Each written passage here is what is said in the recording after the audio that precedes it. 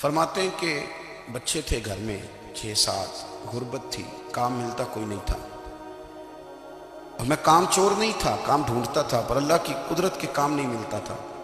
فرماتے ہیں کہ میں نے ایک دن اپنی اہلیہ سے کہا کہ آج میں پھر جاتا ہوں کام ڈھونڈنے، تو میری بیوی بڑی فرما بردار تھی، پر اس دن نہ غربت کے ہاتھوں تنگ آ کے کہنے لگی آج نانا کوئی تو چیز لے کے آیا، تو مجھ سے بچوں کی بھوک نہیں دیکھی جاتی ہے، سب روگاں دا روگ محمد جس دا نام غریبی، کنڈ بلا کے لنگ جاندے نہیں دوست یار قریبی، آج میں کچھ لے کے آیا تو میں بچے لے کے چلی جاؤں گی۔ شیخ فرماتے ہیں کہ میں بڑا پریشان گھر سے نکلا، پر میں نے صبح سے لے کے زور تک کام ڈھونڈا، کام ملا کوئی نہیں، تو میرے دل میں خیال آیا چلو کام نہیں ملتا تو اللہ اللہ تو کرے نا، چلو بندوں کی مزدوری نہیں ملتی تو رب کریم کی عبادت ہی کرتے ہیں۔ فرماتے ہیں کہ میں نے نا فرات کے پانی سے وضو کیا، نہر کے، شدید دھوپ تھی، ساتھ ریت تھی اور ریت تپ رہی تھی، میں نے اپنا رومال وہیں مصلی کے طور پر بچھا لیا، اور فرماتے ہیں کہ زور سے لے کر عصر تک نماز پڑھی، دھوپ بھی پورے زور پہ، پر میرے سجدے کا ذوق بھی پورے زور پہ۔ فرماتے ہیں سورج بھی چمک رہا ہے اور رب کی عبادت کا ذوق بھی پورے زور پہ، میں سجدہ کروں تو پھر میرا اٹھانے کو جی نہ چاہے۔ فرماتے ہیں کہ عصر تک میں نے نفل پڑھے، دل ڈھلنے لگا، عصر کی نماز پڑھی اور میں وہاں سے چلا۔ اب میں جب نکلنے لگا تو دل میں خیال آیا کہ چھوٹی چھوٹی دیواریں ہیں گھر کی، بغیر کچھ لیے جاؤں گا تو بیوی دور سے دیکھے گی تو شور کرے گی کہ پھر خالی ہاتھ آ گیا ہے۔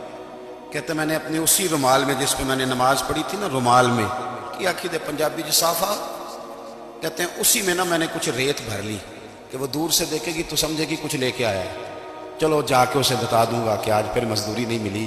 کہتے ہیں وہ ریت لے کر جب میں گھر میں گیا تو پہلے بیوی دروازے پہ کھڑی ہوتی تھی، پوچھتی تھی خالی ہاتھ آ گئے ہو؟ آج میں نے دیکھا تو ہے ہی کوئی نہیں۔